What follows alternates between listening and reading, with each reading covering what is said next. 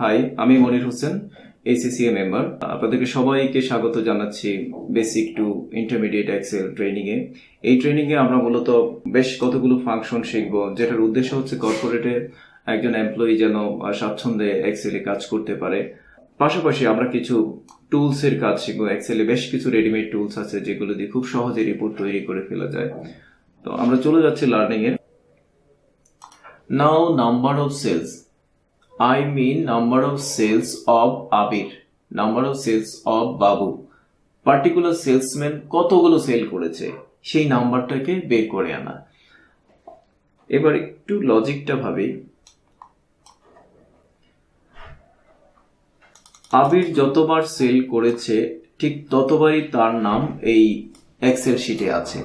অর্থাৎ আমাকে বের করতে হবে এখানে আবির কতবার আছে। আবির একবার আছে, দুবার আছে, তিনবার আছে, অথবা বাবু একবার, দুবার, তিনবার। সেই যতবার সেল করেছে, অর্থাৎ number of sales equal to তাদের ওই সেলসম্যানের কলামে তাদের নামগুলো। তাহলে আমি এটাকে করব এগেইন, যেহেতু আমরা জানি নাম কোনো কিছু কাউন্ট করার জন্য কাউন্ট ফাংশন ইউজ করতে হয়, আমরা ইউজ করব কাউন্ট ইফ।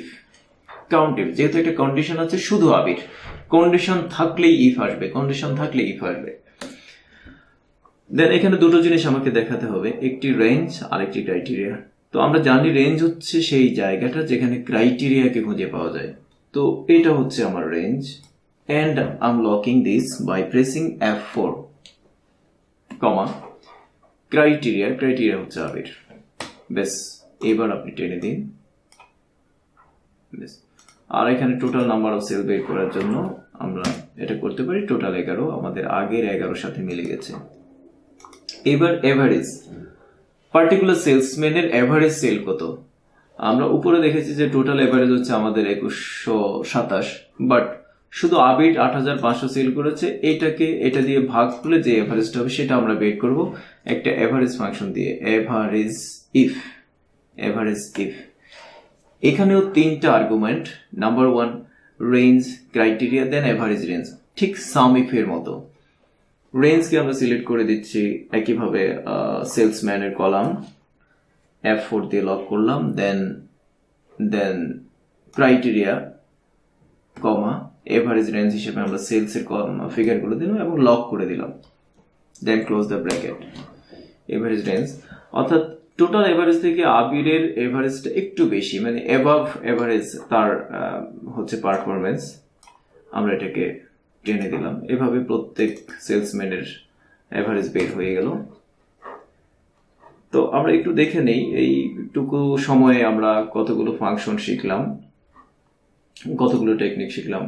আমরা শিখেছি সাম, আমরা শিখেছি count, counta, max, min, large, small, average, sum if, count if, average if. মোটামুটি আমরা এই ফাংশনগুলো এর মধ্যে শিখে ফেলেছি। এখন যেটা আপনাদের করতে হবে, প্রচুর পরিমাণে প্র্যাকটিস করা লাগবে। প্র্যাকটিস ছাড়া এক্সেলে কখনোই আপনি সাকসেস হতে পারবেন না। এছাড়াও আমরা এইখান থেকে আমি দেখি আমরা কিছু শিখেছি কিনা। কাট, কপি, পেস্ট, আমরা এগুলো নিয়ে আরো ক্লাস করবো ডেফিনেটলি। সবগুলো বিষয় আমাদের আসবে। At the end of the period আমরা অনেক কিছু জেনে ফেলবো খুব কম সময়ে। তো বন্ধুরা, আজ এ পর্যন্তই। এক্সেলের পরবর্তী ক্লাসের আমন্ত্রণ জানিয়ে আমি আজকে এখানেই শেষ করছি। বিদায়, আল্লাহ হাফেজ।